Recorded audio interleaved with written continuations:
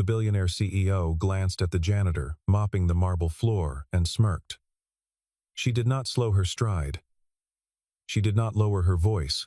She simply looked at him the way a person looks at a piece of furniture that has been placed in the wrong room with mild irritation and complete indifference, and she said, coldly, and without a trace of hesitation, "Make sure you stay invisible when the Japanese investors arrive.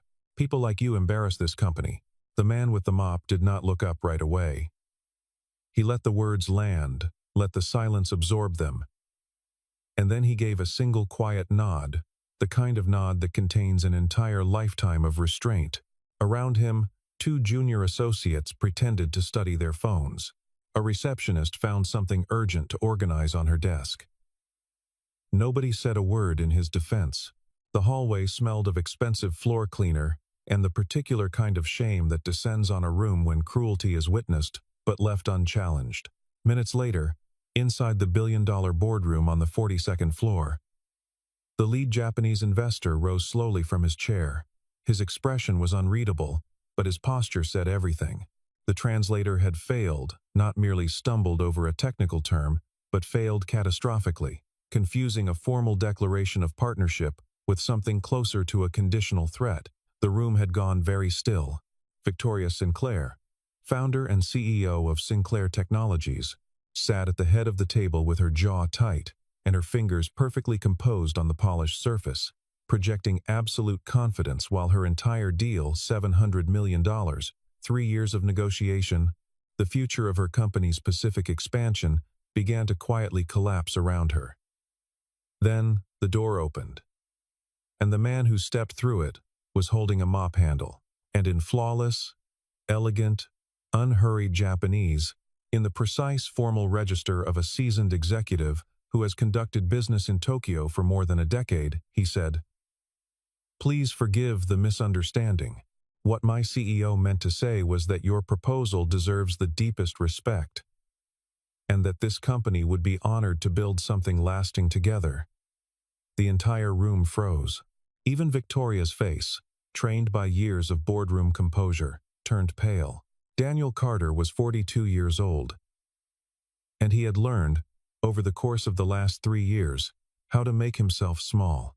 Not invisible, that was the word Victoria Sinclair used. But invisibility was something different. Something chosen. What Daniel had learned was smallness.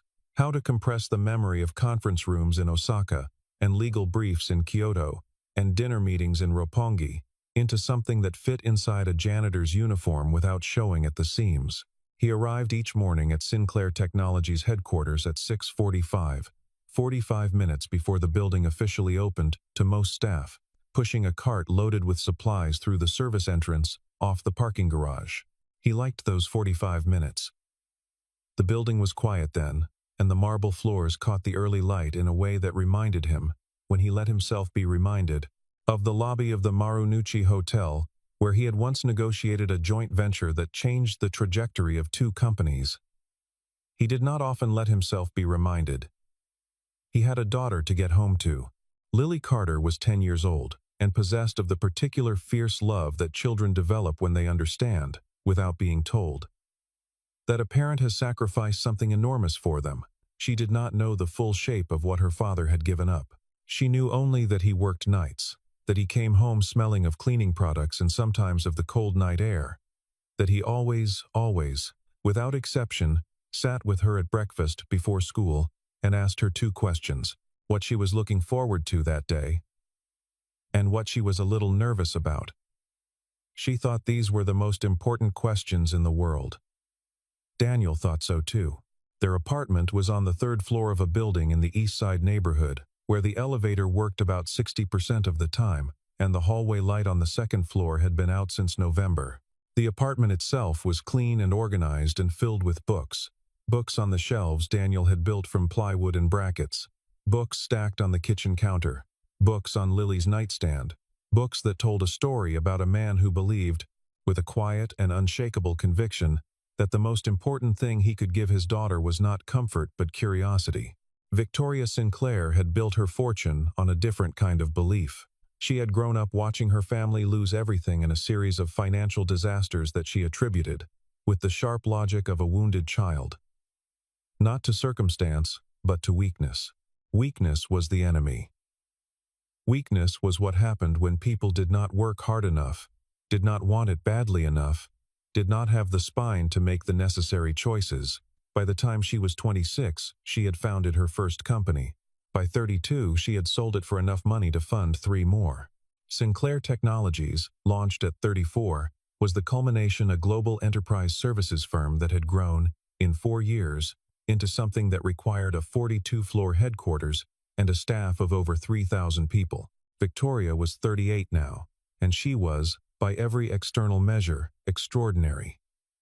She was also, by almost every internal one, profoundly alone, though she would not have used that word. She would have said focused. She would have said disciplined. She would have said that sentiment was a luxury she could not afford, particularly not this week, when the Takamura Group's delegation was arriving from Tokyo and the single largest contract in Sinclair Technologies' history was balanced on the edge of a very fine blade. She had seen Daniel Carter exactly once before the morning she told him to stay invisible. She had passed him in the corridor outside the server room on the 28th floor, and she had registered him the way she registered all service staff as part of the infrastructure, necessary and essentially impersonal. When she encountered him again that morning near the VIP entrance, close enough to the area where the Takamura delegation would be received, that his presence constituted, in her mind, a kind of risk, her reaction was automatic and unexamined. She said what she said. She walked away.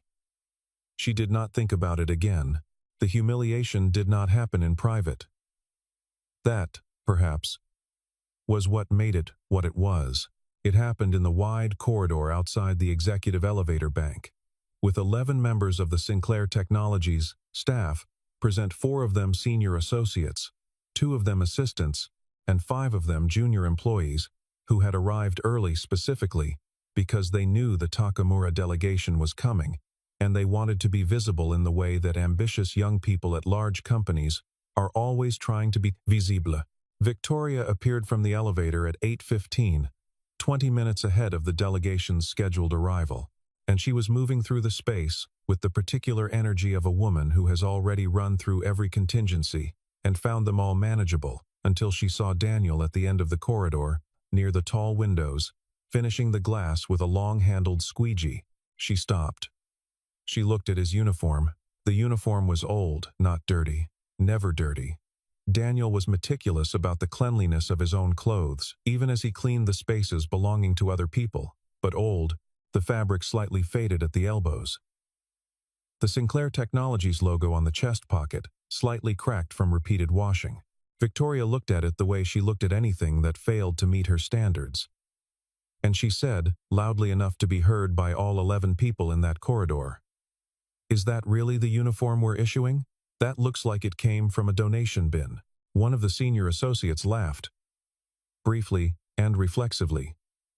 The way people laugh at the boss's joke, even when the joke is not funny, and is in fact not a joke at all. Daniel did not respond. He moved the squeegee in a steady arc across the glass. Victoria gestured to Marcus Webb, the head of building security, a large man with careful eyes who had always privately thought that she treated the maintenance staff badly but had never once said so. "I want him kept away from the reception area this morning. The whole 4th floor wing. Make sure he understands."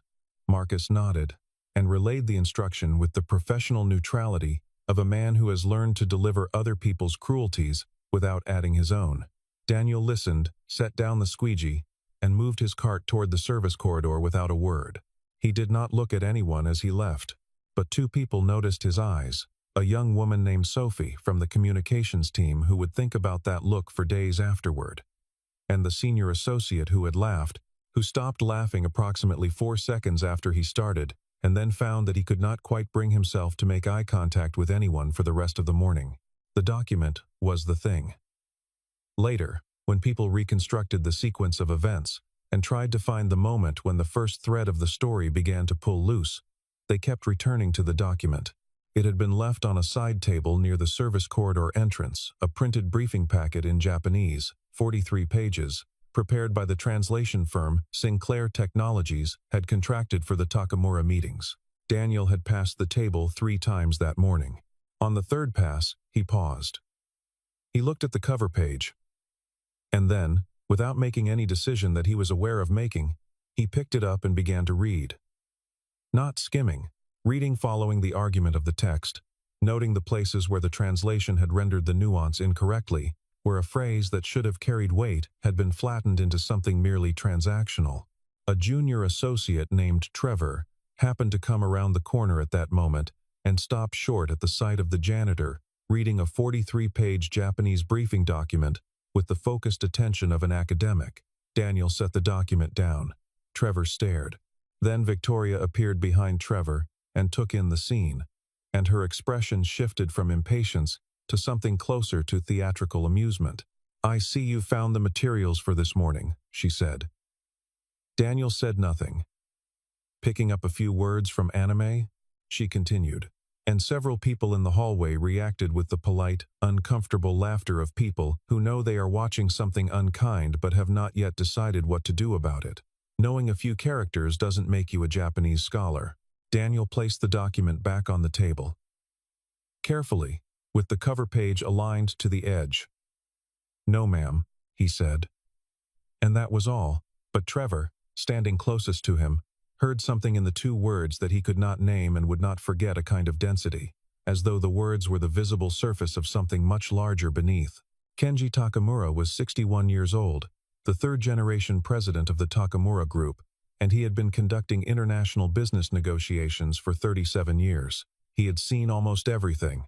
He had sat across the table from men who had tried to bully him, flatter him, deceive him, and outmaneuver him.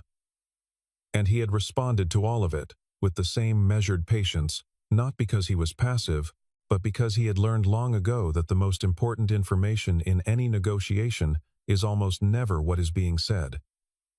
It is what is being revealed. He arrived at Sinclair Technologies headquarters 12 minutes ahead of schedule, which was itself a kind of test, a gentle probe to see how a company handled the unexpected. The lobby staff handled it well. The elevator attendant handled it well. The reception coordinator, a composed young woman named Alicia, handled it extraordinarily well. These were good signs. Then the delegation was shown to the 42nd floor boardroom, and the meeting began, and within 11 minutes everything began to go wrong. The primary translator, a man named Gary whose agency had been engaged at considerable expense, had been caught in an accident on the interstate and would not arrive. His replacement, a young woman named Brenda, who had studied Japanese for 4 years at university and had passed her certification exam 18 months ago, was doing her genuine best, and her genuine best was not enough. The problem was not vocabulary. The problem was register. Japanese business language operates on a system of formality levels that function almost like separate dialects. The wrong level in the wrong context is not merely a linguistic error, but a social one, signaling either disrespect or inappropriate familiarity. Brenda's Japanese was the Japanese of a student, careful and grammatically correct and pitched consistently, at a level slightly too casual for a meeting of this gravity. Kenji noticed immediately. His colleagues noticed. The atmosphere in the room changed by degrees. The way temperature drops before a storm, not sudden, not dramatic, but perceptibly, irreversibly downward. Then came the term that broke it. Victoria was explaining the revenue-sharing structure of the proposed contract, a point that required precision, and Brenda translated a phrase that, in Victoria's intended meaning, conveyed mutual obligation and shared benefit, but in Brenda's rendering, conveyed something closer to conditional compliance on the part of the Takamura Group. It was a small difference in syllables. It was an enormous difference in meaning. Kenji set down his pen. He did not raise his voice. He looked at Victoria with an expression that was entirely polite and entirely final, and he said, in Japanese, that he appreciated the effort that had gone into the preparation of this meeting, but that he felt there had been a fundamental misalignment in expectations, and that perhaps it would be more productive to revisit the conversation at a future date when clearer communication could be arranged. Brenda translated this accurately. Victoria's expression did not change, but her knuckles went white against the table. Kenji was already reaching for his jacket. Outside the boardroom, in the corridor, Daniel Carter heard every word through the slightly open door. He recognized the precise phrase Kenji had used. He recognized what it meant. And he recognized, with the clarity of a man who has spent 12 years in Tokyo, what was about to be lost, and exactly how it could be saved, and that there were perhaps 30 seconds in which it could still be saved. He left his cart in the corridor. He pushed open the boardroom door. The reaction in the room was immediate and varied. Trevor, seated against the wall as a junior note-taker, felt his stomach drop. Alicia, who was standing near the door, took a small involuntary step backward. Two of Kenji's colleagues exchanged a glance that contained something between confusion and concern, and Victoria Sinclair, who had turned toward the door at the sound of it opening, with the expression of a person expecting a message of some importance, saw who was standing there and felt something move through her that she would later struggle to name, not quite fury, not quite disbelief, but something between them, sharp-edged and disorienting. "Who let you in here?" The words came out quietly, which was somehow worse than if she had shouted. "Who gave you permission to be in this room?" Daniel did not look at her.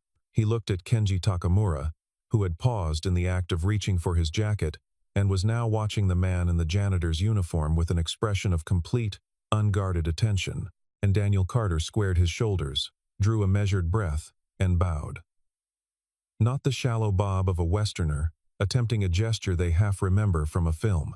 A real bow, the correct depth, the correct duration, the head angle that communicates genuine respect from a position of acknowledged lower standing to a person of distinguished seniority.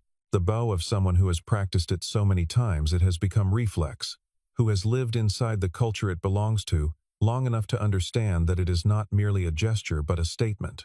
Then he straightened, and he spoke.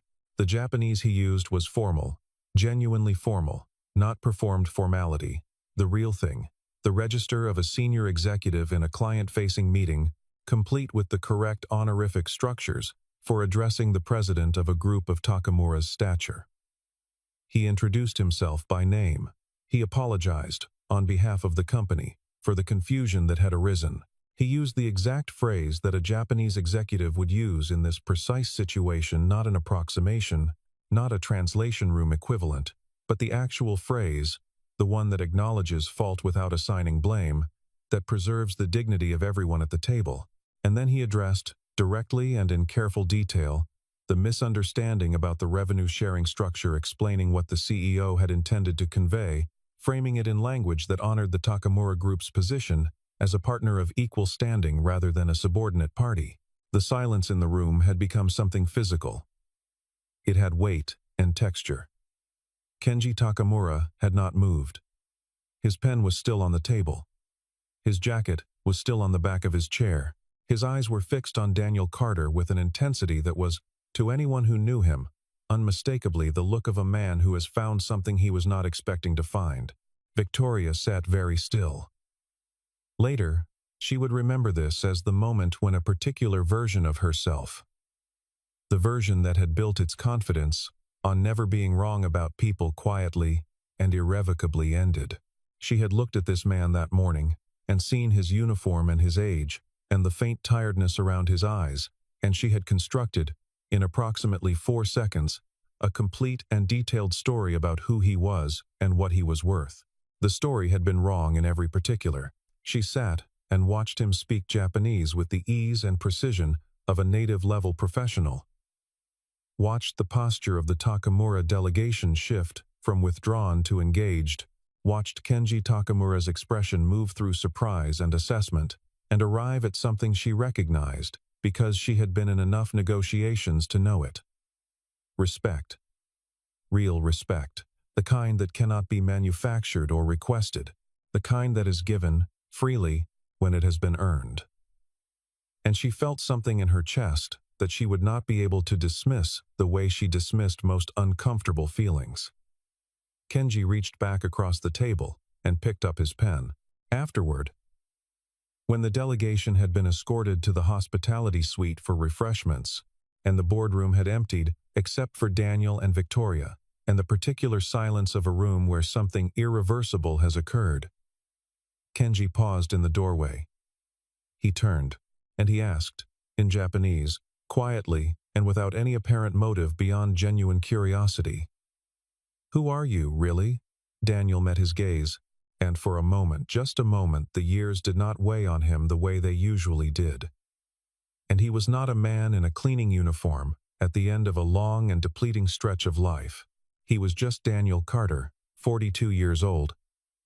A man who had once known exactly who he was, and was in the slow, unsentimental process of finding his way back to it.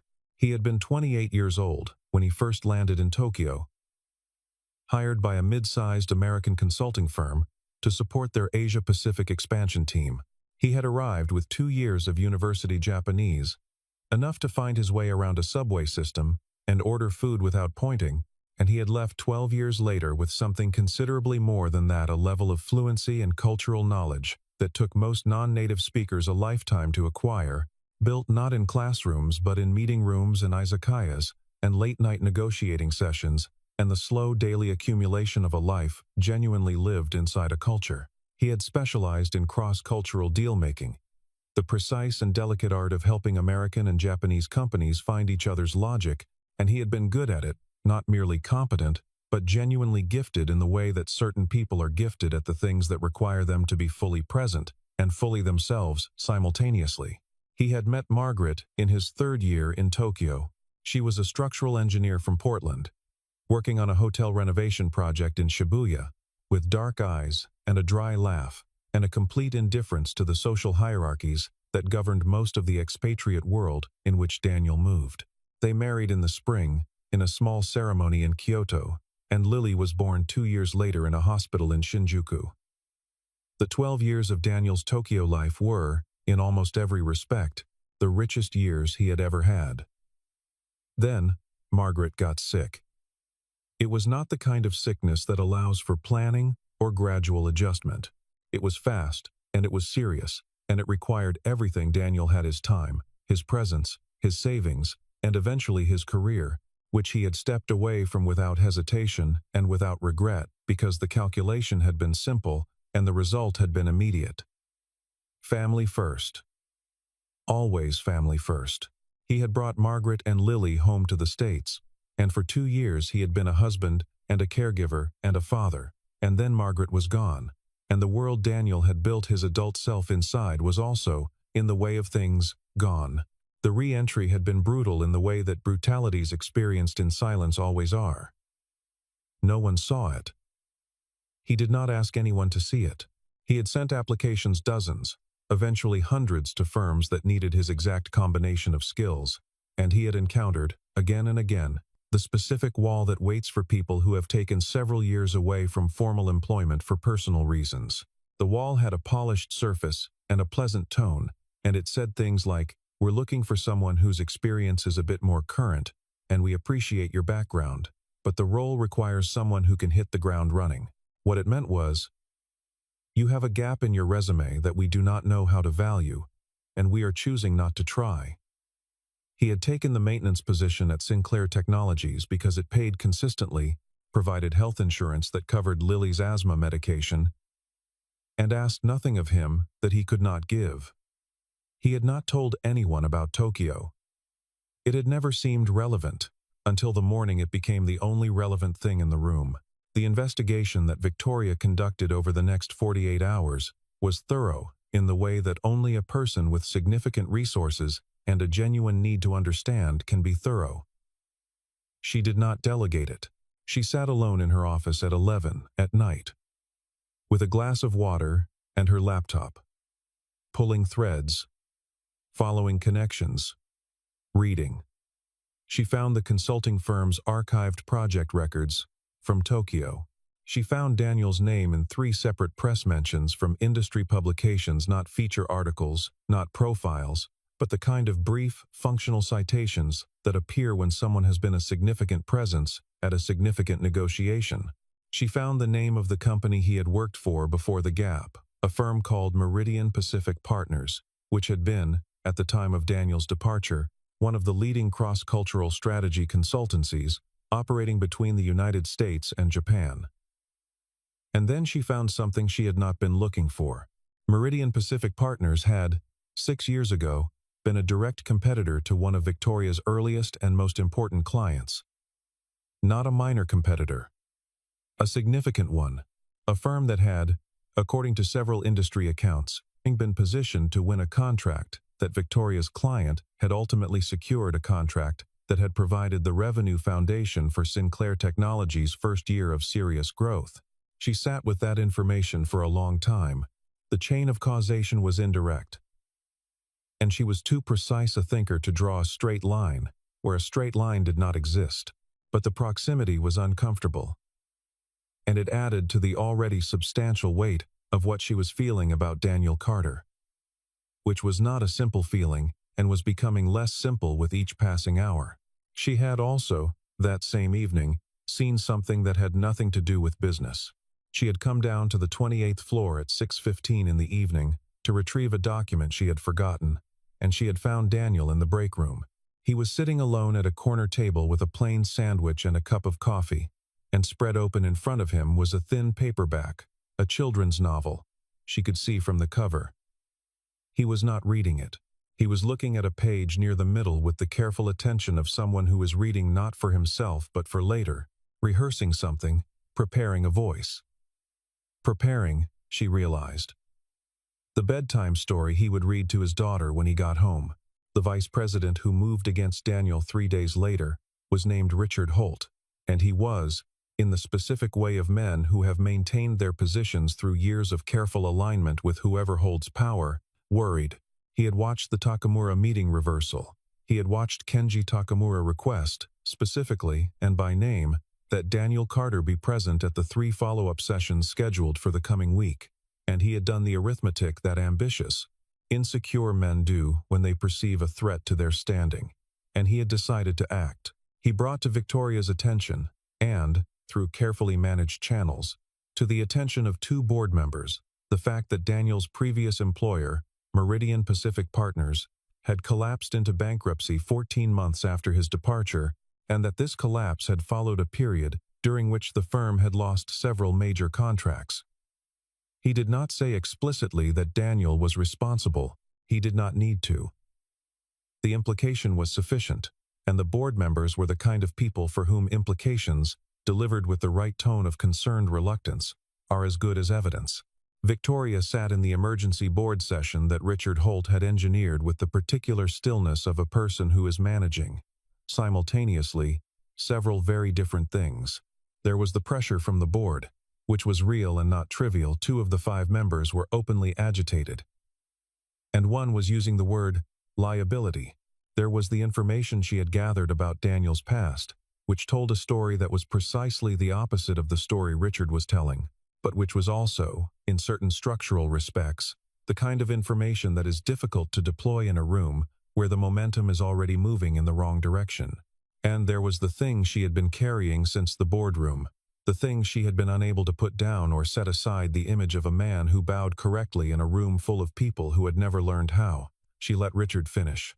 She let the board members finish. She let the silence settle. And then she said, with a clarity that surprised even her, given everything, "If he leaves, I leave." The room received this in various ways. Richard's face went through several rapid calculations. One board member leaned forward, another leaned back. The youngest of the 5, a woman named Patricia, who had been watching Victoria through the entire session with the attention of someone who was trying to understand something she does not yet fully understand, very slightly smiled. Victoria continued. She told them what she had found in her research.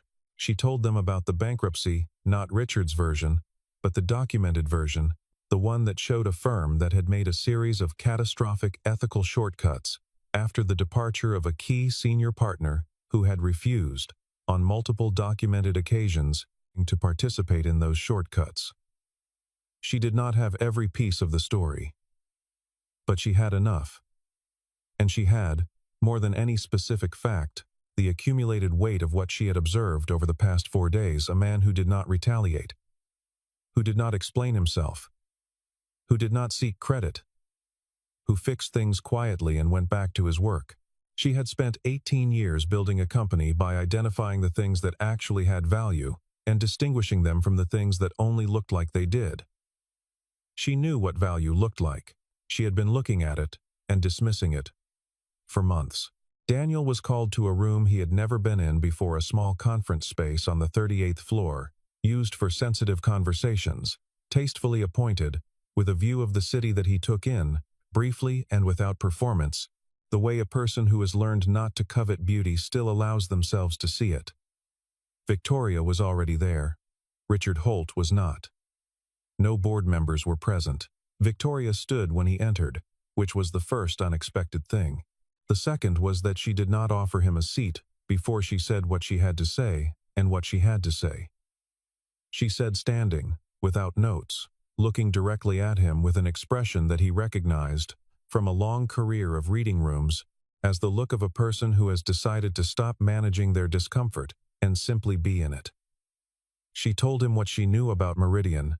She told him about the attempted frame.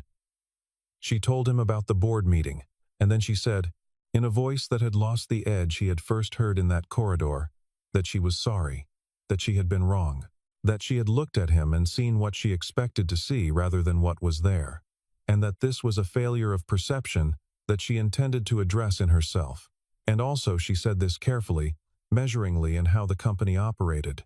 Daniel looked at her for a moment. He had been waiting, in some part of himself, for a version of this, not expecting it exactly, but aware that it was possible. The way you are aware that rain is possible even on a morning that looks clear. He said, the hardest thing about where I've been these last few years isn't the work. It's not the uniform. It's walking past people every day who have decided, before you've opened your mouth, that you don't have anything worth hearing. He paused. The worst kind of invisibility isn't when people can't see you. It's when they can, and they choose not to look. Victoria said nothing for a moment. Then she said, I know, and the two words carried something in them that Daniel recognized as being, perhaps for the first time, entirely true. In the days that followed, the full truth about Meridian Pacific Partners emerged through channels that Richard Holt had not anticipated Victoria would think to pursue. Former colleagues came forward.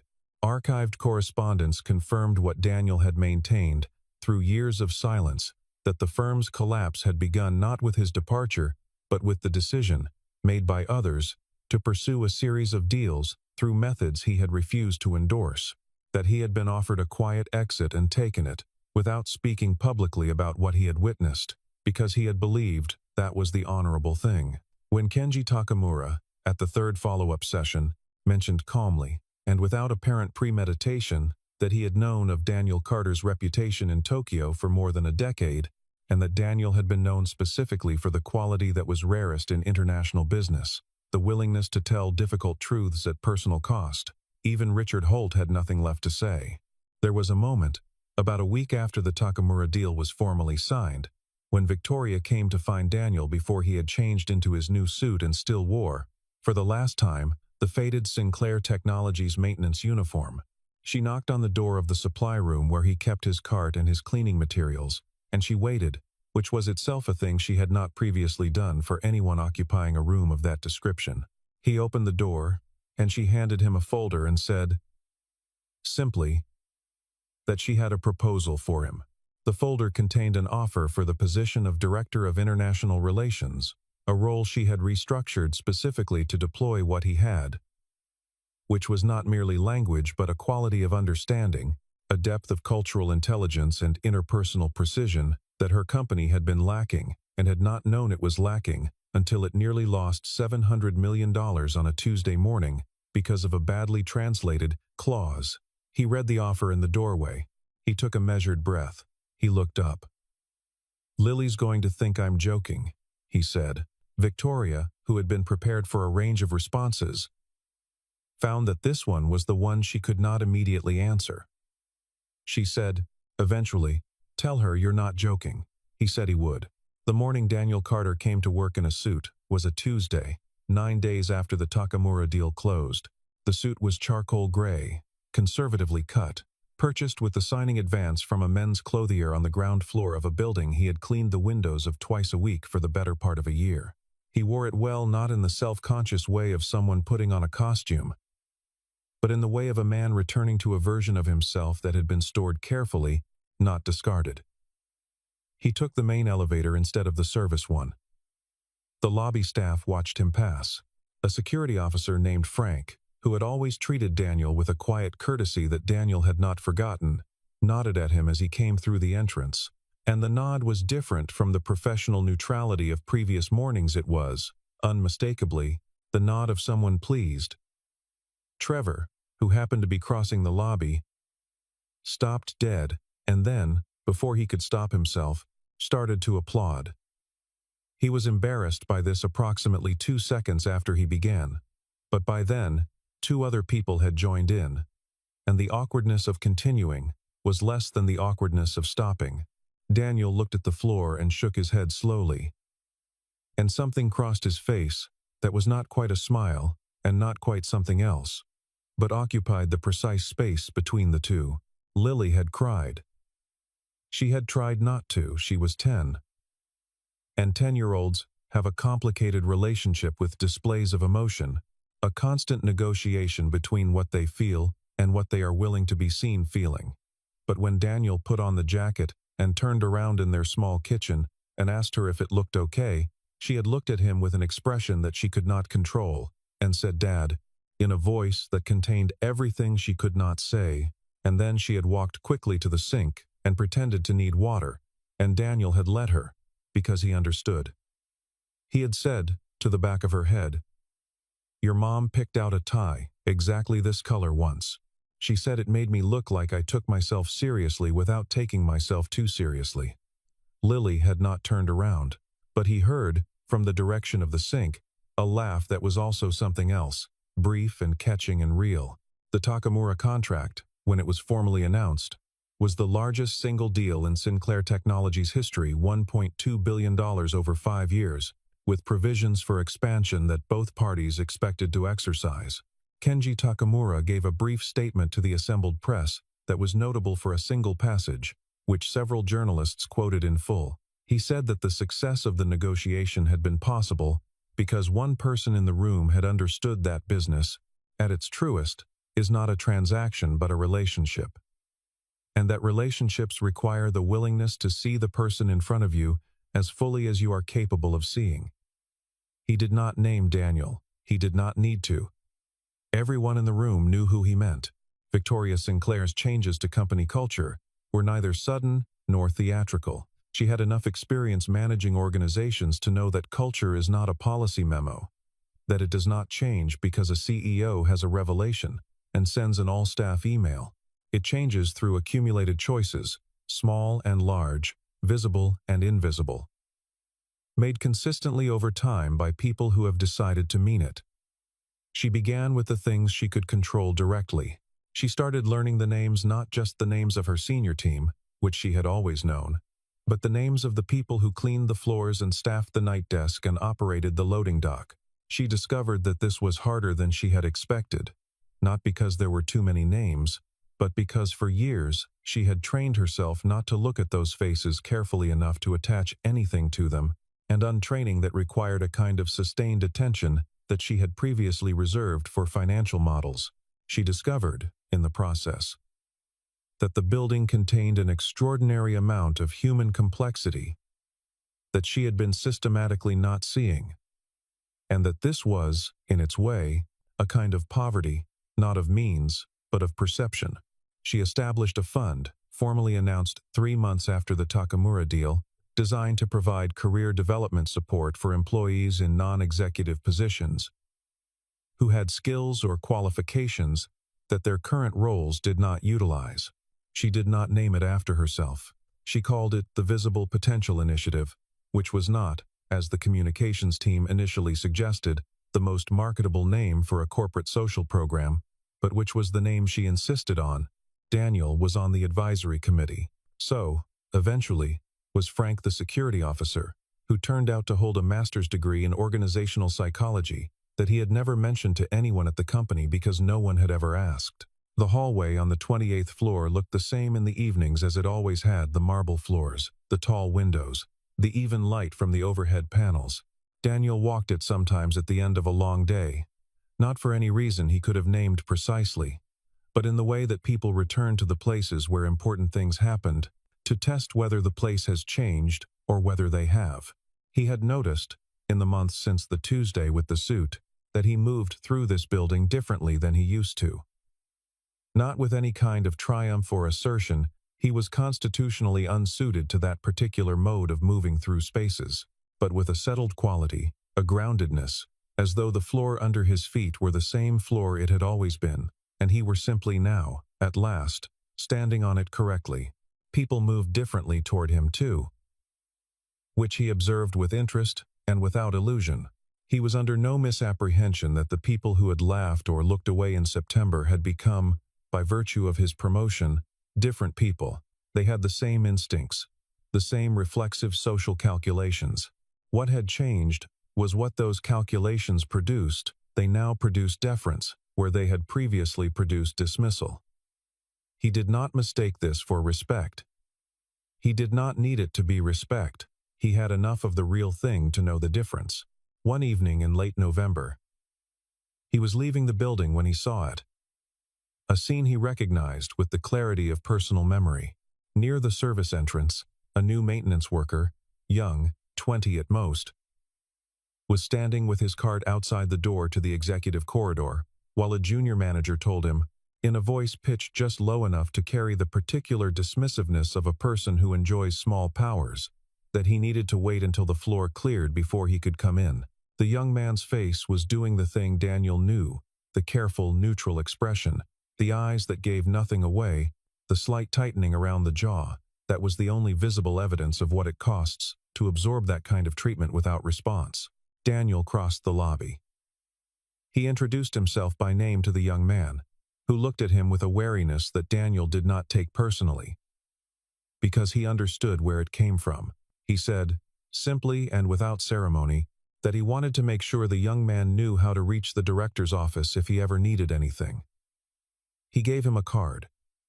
The junior manager had already moved away. Daniel did not watch him go. He walked out into the November air. The city was doing what cities do in late fall, contracting slightly, drawing its edges in, the light going early, and the streets carrying a particular quiet under the ordinary noise. He thought about Lily, who would be at the kitchen table with her homework, and about the book he had started reading to her that week, a story about a girl who discovers that the most powerful thing in her possession is the willingness to pay attention to what others are too busy to see.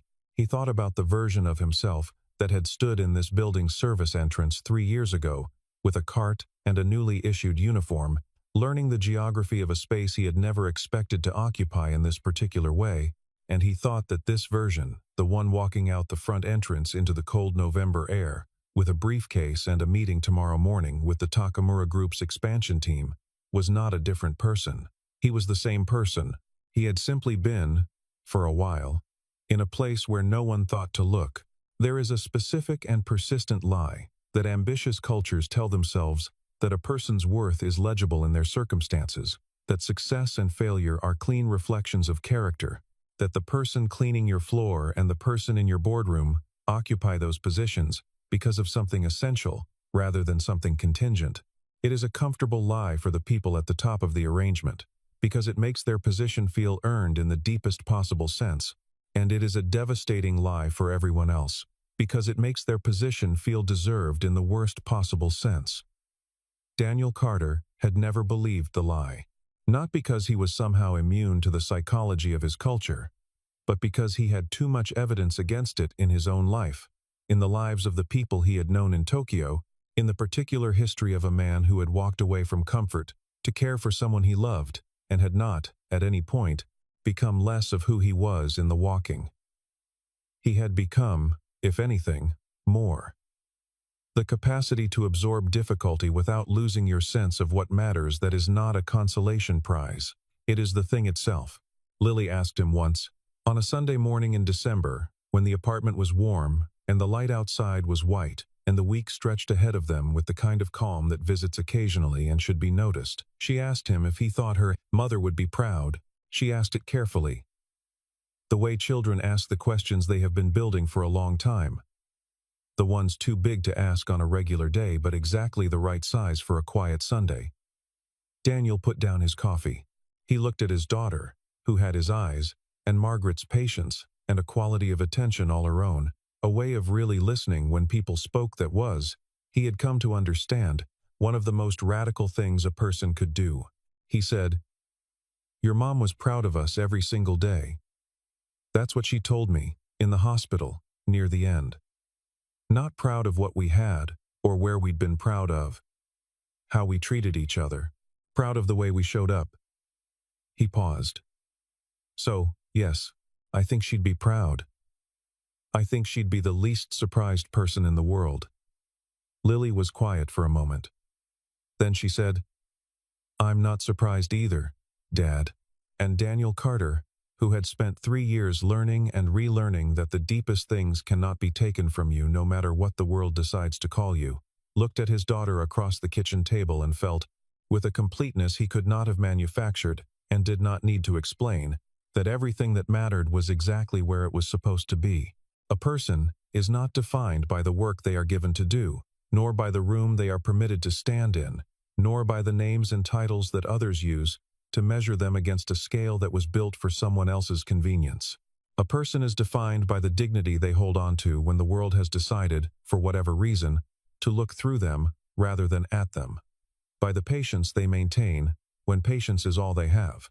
By the choice, made quietly and without audience, to remain wholly and recognizably themselves, their full intelligence, their full capacity for care, their full depth of accumulated understanding in the spaces where those qualities have been decided, in advance and without evidence, to be absent. Daniel Carter had made that choice every morning for 3 years. He had made it in the service corridor, and in the break room, and in the executive hallway, when a woman in expensive shoes had looked at him and seen only what she expected. He had made it in the boardroom when he stepped through the door, and bowed correctly, and spoke with the precision and care of a man who knows exactly what language can do, and chose to use it not to assert himself but to repair what had been broken.